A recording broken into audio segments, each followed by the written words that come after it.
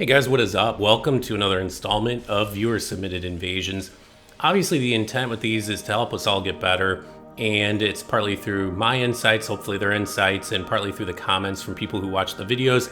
But obviously we're going to learn the most from people who are the best, and I'm pretty decent, but there's certainly players who are better than I am, and that's one of the reasons I'm really excited, because Pepp 410 is actually starting a series that's somewhat similar to what I'm doing here. He's actually soliciting videos now. I don't think he's released any analysis yet, but Pepp is probably the second best invader, if not the first best. I'd say he and G9 are a pretty close tie.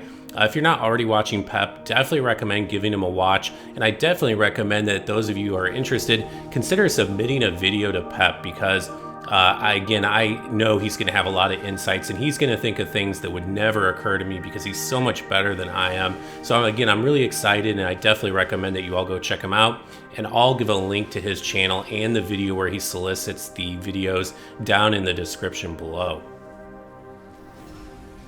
So I'm also excited about this particular installment of viewer submitted invasions, because for a long time now I've been trying to get newer players to send me videos, and for a number of reasons I think they've been reluctant, but we're fortunate today that we've got some submissions from newer players, by their own admission newer players, and I think it's going to give everyone an opportunity to learn, hopefully newer players too that are struggling with some of the same issues, and we can talk through those.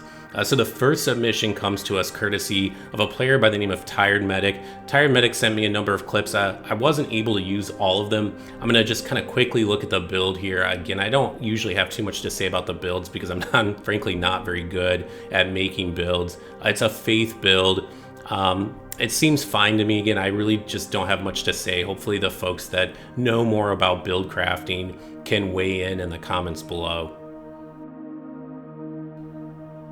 So I'm actually going to do this a bit differently than I normally do. We're going to watch this clip twice. The first time, I'm just going to have some high-level thoughts, and then the second time around, we're going to focus on some details.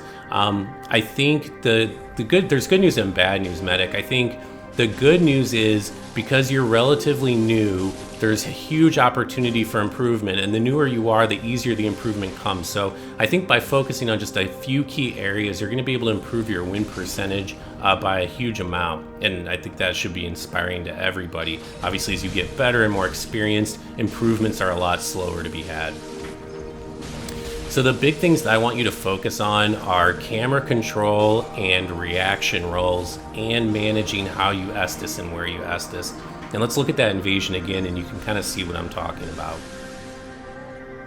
So right here, notice you got put into hit stun, but you panic rolled out rather than reaction roll, and that got you hit by the pyro, which obviously did a huge ton of damage. That was a nice reaction roll there against the straight sword. But now you've got your back to the party, and you don't have the camera on them, so you can't see where they are. They could have been running up for a backstabber to punish your Estus, so that's dangerous. Make sure you're getting that camera rotated. Here for the R2, I actually think the Claymore R2 is a bad roll catch option. I don't know if it's the active frames, but it's really hard to get roll catches with it. There you got panic roll caught again, and you started Estusing before you rotated the camera, so you were unable to avoid the punish. I think some simple camera control improvements, making changes to the way that you reaction roll, and being a bit more mindful of how you Estus, those will be huge helps to you here. So Medic's next invasion is up against a solo host who's obviously trying to summon, so that's something you want to be thinking about. The clock's ticking. He's a mage, and he's a mage with a shield in his other hand, so he has no melee weapons, no ability to deal with you at melee range unless he's got like flash sword or something, but that's probably unlikely. Most mages like this just rely on their teammates to handle the melee duty. I think using magic barrier, I don't know whether it's worth carrying on a build, but it's fun to use. But at a minimum, you got to make sure you're not standing out in the open when you cast something like that, especially against a caster. The other thing is you have to think about a mage like this is going to be very passive. He has no ability to deal with you up close in melee range. So he's always going to be in super defensive mode, trying to roll away from you. And any player, when they're focused purely on defense, can easily reaction roll a greatsword, even if they're mostly panic rolling. So you're doing a good job actually of pressuring him. You did a good job of switching to two-handed mode, For the Estus punish, you're doing a good job of one-handed using the Cestus when you're chasing him down. But in the future, I would suggest using a spear. Using a spear against passive mages really works wonders. And in fact, spears are almost always the answer when dealing with passive opponents in general. Give it a try with a spear sometime, and I think you'll find that it works a lot better. But nice job. So next up, we've got a player by the name of Nero. Nero here has a strength build, soul level 74, and in the clip we're going to watch, we're going to see him invading in Ashes of Ariandel. Ashes can be an interesting place to invade. I often hate the spawns, and in fact the spawn that Nero gets is pretty bad. It's the one where you spawn all the way down by the wolf, and then you have to go all the way back up to the first bonfire to confront the party. But again, I don't have much to say about the build. So I cut the first minute or so of you running all the way up here, Nero.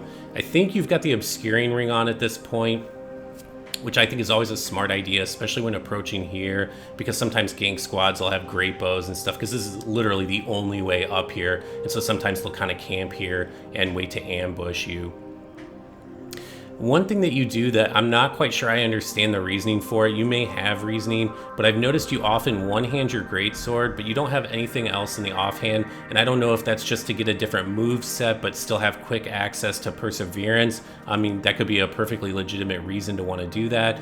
Anytime I see a player using a greatsword though, I always will advise you to have something in the offhand, even if you're not actively using it right now. Like, you could keep your offhand empty, but have like a hand axe or an S-stock or something fast to switch to. Now, I know you actually soft swap to a straight sword in some cases.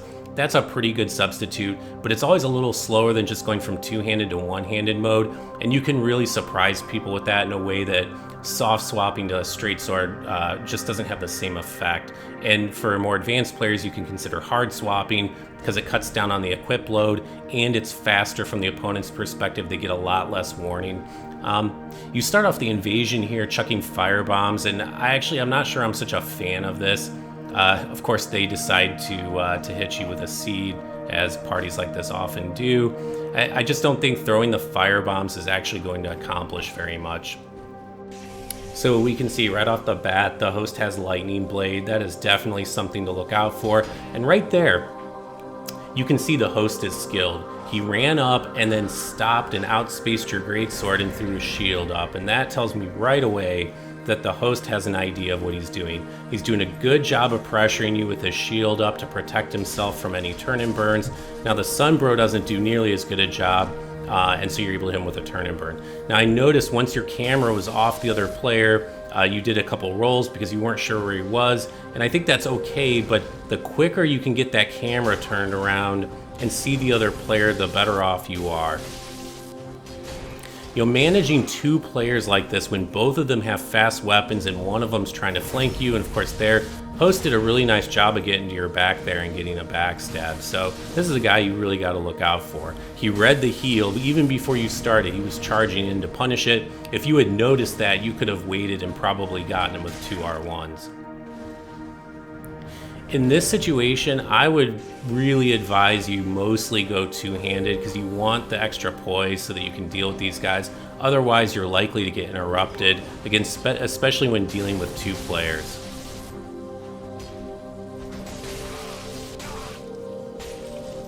Switching targets, locking on, unlocking in the middle of like an R1 combo is often a really smart idea, and you can really surprise your opponents with that. Yeah, this host is really going for a lot of backstabs. Now, if you're skilled enough, when you see somebody doing that, you can actually backstab them as they run for the backstab. That's probably a bit more advanced technique, so I wouldn't worry too much about that. Just something to think about for the future. So one other thought, I think you still have the obscuring ring on here. You definitely want to think about switching that over to something more useful. It actually looks like you went for a backstab there, which was actually a pretty smart idea. It was a good time for it. The other thing you need to be thinking about right here is, what is really your goal? Is your goal to force them to come down off the ledge? Is it to get them to move into the PvE a little bit? Or are you willing to just kind of fight them straight up as a 2v1? Because if you're trying to get them into the PvE, you just kind of want to keep moving back a little at a time. You don't want to just run off to the PvE because that's way too obvious, unless again your goal is to get them all the way back down. And that was a great attempt at a whiff punish from the host. I think you guys just have a little bit too much latency for him to have landed that. But he's, again, clearly a very skilled player. I have noticed that this Sunbro likes to attack out of hit stun, so you could always think about getting a Cestus in your offhand and going for a parry. My approach with parries is I like to get a really good read first, and then I like to wait till I know that the Phantom's at low enough health that the parry and the riposte is going to kill him, because otherwise you've kind of tipped your hand and they're going to be a lot more wary afterward. So the host now is going to start going for parries. You can definitely use that against him if you've got him separated from the group. Swing once and then run for his back if he tries to set a parry. There you made a mistake that I used to make a lot, which is if somebody's trying to reaction parry you, the worst thing that you can do is use an uncharged R2. Because the timing is such that if they go on first reaction, you're going to swing directly into their parry. You either want to use a standard R1 or you want to start charging that R2 up and try to throw their timing off. So the Sunbro here is at pretty low health, and I would be trying to pressure him a little bit. And now you see the host is using healing miracles on him. So right away you need to be thinking about that. So you know the next time you attack the Phantom, the next time you get him at low health, the host is going to be looking for a spot to heal him. So you can think about trying to bait that heal by acting as if you're pulling back a little bit, wait for the healing catalyst to come out, and then you can go charging in and get a backstab. So the host seems pretty confident here. They don't seem too worried about the fact that they're aggroing the PvE. But in these circumstances, the PvE is probably not strong enough that I think hitting the host with fire bombs to stun lock him so then the PvE can hit him is as strong a strategy. With like the Herald Knights, that's a really good strategy because even one attack is likely to do a ton of damage. But in this situation, I just don't think it's really worth it. Be careful with those second swings when the player blocks the first one because you will get setup parried if you try that too much. Another thing you could think about doing here is when you've got a Phantom like that that's at low health, you could think about switching to something like a spear to try and chase him down. Spears are just such great finishers, and I see you were kind of thinking the same thing. You switched over to a straight sword to try and go and pressure him. The weapon art there, you started way too far back, unfortunately, but the fact that you don't have anything in your offhand does mask to some extent your ability to instantly launch into a weapon art, and I do like that.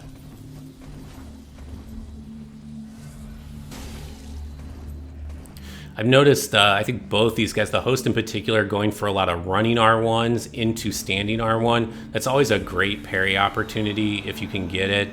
When they'll do the running attack, the hit stun on running attacks is almost non-existent, so you can go to a parry directly out of his running attack. And when that Sunbro is going for jumping attacks, if you see that coming, it's pretty easy to just roll directly behind him and get a roll backstab. That's actually one of the easiest attacks to roll backstab if that's something that you're interested in doing. And there, unfortunately, you rolled in anticipation of the attack and the host punished you for it, and he was able to roll catch you. Another thing to think about when you see people blocking like this all the time, think about switching to the Night Slayer ring. It really does make a huge difference. And you can really put a lot more pressure on these guys that want to use their shields to pressure you. I really recommend doing that. Nice read on the turn and burn there. Way to take your time and moss up and get to full health. I think that was really smart. And of course, this guy's going to want to resummon the moment he has an opportunity.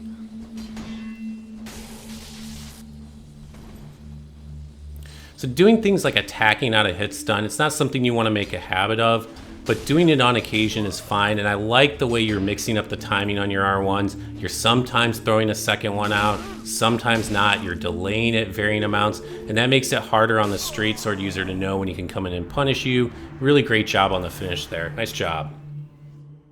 So our last invasion comes courtesy of Ivan. Ivan's using roughly a soul level 120 dark build. This spawn's pretty rough with these guys right here. They just came up probably after getting the slab up above. There's no way out of here except up the ladder or further into the level, but if you go further into the level, you might not be able to get back. There you reaction rolled the first Ultra Great Sword R1, but then you did not reaction roll the second one, and that's what got you roll caught, and that's what caused you to start panicking and have your back to the team and roll away, which is really dangerous. But here I love, you just use your poise and you bully the other team. Nice way to assume, or at least protect against them attacking out of hit stun and make them pay for it. So here I want to pause for just a moment. You're up against the Great Shield of Glory. Great Shield of Glory has 85 stability when fully upgraded. It is one of the most difficult shields to crack. So you really got to think about your approach here, and you can do a couple things. You can do Chloranthy +3, which would be my preferred approach. Eat some grass. And then what you do is you start doing staggered R1s, not R1, R1, but R1, move forward, R1, because as you move forward in between those swings, your stamina will recover by quite a bit. Meanwhile, his stamina is being reduced and it recovers more slowly because of his Great Shield of Glory. So over time, after 30 seconds or so of that, his stamina will be very depleted, and then you can look to crack the shield. You can try kicking it, you can try attacking it, whenever you think he's low. But notice he's able to just tank 2 of those weapon arts. It's not the guard break, but it still does a huge amount of stamina damage.